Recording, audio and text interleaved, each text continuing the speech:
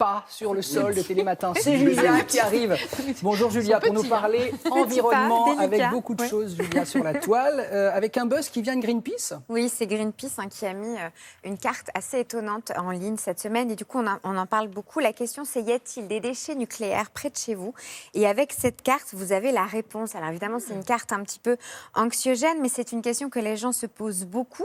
Sur cette carte interactive, on va retrouver les points de transit, évidemment les centrales et aussi les autres sites sur lesquels des matériaux nucléaires ont pu être utilisés ou déposés. Alors l'idée évidemment de cette démarche, ça va être de sensibiliser les internautes, les alerter, leur demander de s'engager très très clairement dans cette inquiétude et dans ce chemin pour le non-nucléaire, évidemment.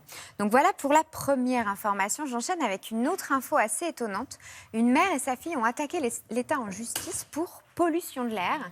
Alors, loin d'être un cas isolé, figurez-vous qu'au total, il y a plus d'une cinquantaine de personnes partout en France qui sont actuellement engagées dans des actions similaires contre l'État. L'État est accusé de carence fautive. Il n'aurait pas pris les mesures nécessaires contre la pollution atmosphérique, notamment sous certains pics de pollution comme celui qui a eu lieu en 2016. Et c'est des actions qui vont loin en justice.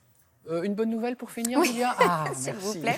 Non, oui, alors effectivement, des plongeurs ont ramassé 2 tonnes de filets de pêche. Alors des filets qu'on appelle des filets fantômes, c'est des filets extrêmement petits, extrêmement transparents qui tuent la faune et la flore sous-marine, évidemment. Ils ont ramassé 2 tonnes de filets de pêche en Grèce. Et ces plongeurs, ce sont des plongeurs volontaires qui viennent d'une association. Ils sont grecs, ils sont néerlandais. Et grâce à cette pêche, alors déjà évidemment, on sauve ces fonds marins. Et en plus, ils sont récupérés pour être recyclés. On va en faire des vêtements, des maillots, peut-être des produits cosmétiques, des tapis. filets à provision pour les faire sur le marché. Pas des filets qu'on va jeter. Très bien. On va s'en servir. Voilà pour la bonne nouvelle quand même. Merci. Oui, c'est bien. Avec un joli sourire, c'est parfait.